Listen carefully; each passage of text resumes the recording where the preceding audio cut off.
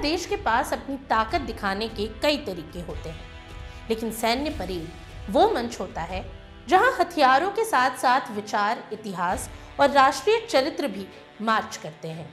अब भारत में हर साल 26 जनवरी को होने वाली गणतंत्र दिवस परेड को अक्सर सैन्य शक्ति के प्रदर्शन के रूप में देखा जाता है, लेकिन सच तो ये है कि ये आयोजन भारतीय लोकतंत्र, सामाजिक विविधता और सांस्कृतिक समृद्धि का सार्वजनिक उत्सव भी है।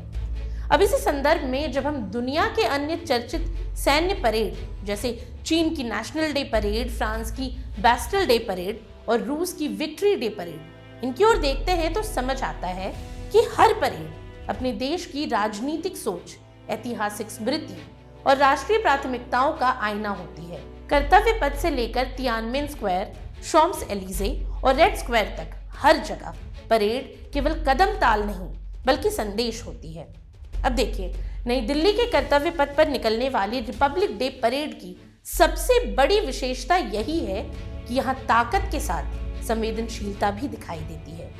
26 जनवरी 1950 को संविधान लागू होने की ऐतिहासिक स्मृति इस परेड को विशुद्ध सैन्य आयोजन बनने से रोकती है और इसे संवैधानिक मूल्यों यानी न्याय, स्वतंत्रता, समानता और बंधुत्व का जीवंत प्रतीक बना देती है। इस दौरान राष्ट्रपति का सलामी लेना एक औपचारिक परंपरा न होकर ये संकेत देता है कि भारत की सेनाएं लोकतांत्रिक व्यवस्था और संविधान के अधीन है।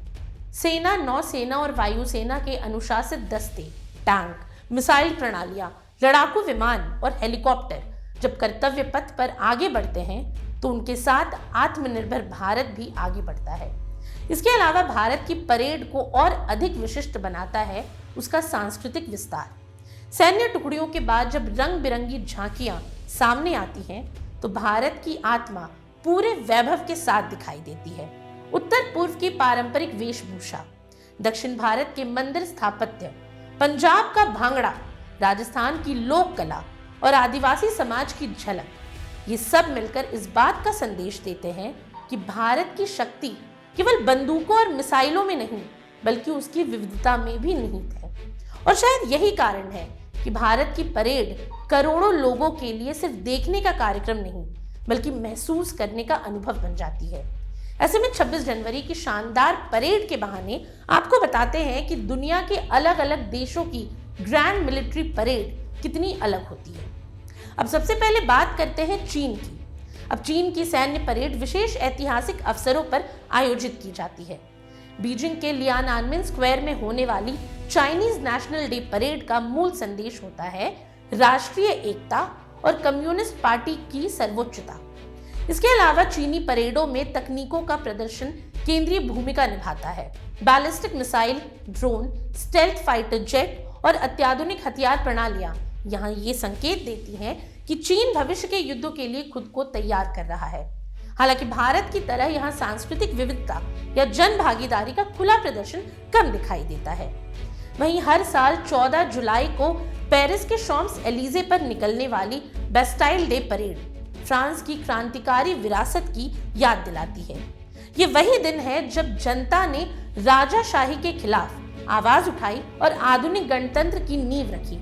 फ्रांसीसी परेड में सेना के साथ साथ नागरिक सुरक्षा बल, अग्निशमन दल और मेडिकल सेवाओं की भागीदारी ये दर्शाती है कि आधुनिक राष्ट्र की ताकत केवल युद्ध में नहीं बल्कि नागरिकों की सुरक्षा और सेवा में भी है। यहाँ सैन्य अनुशासन तो दिखाई देता है, लेकिन हथियारों की आक्रामकता के बजाय आजादी, समानता और बंधुत्व जैसे मूल्यों का प्रतीकात्मक प्रदर्शन अधिक प्रभावशाली लगता है।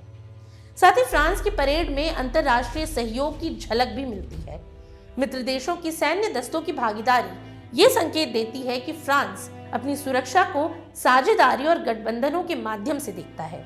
इसके अलावा मॉस्को के रेड स्क्वायर में हर साल 9 मई को आयोजित होने वाली विक्ट्री डे परेड रूस के लिए इतिहास को दोहराने का अवसर होती है। द्वितीय विश्व युद्ध में नाजी जर्मनी पर सोवियत संघ की जीत की स्मृति इस परेड का मूल आधार है।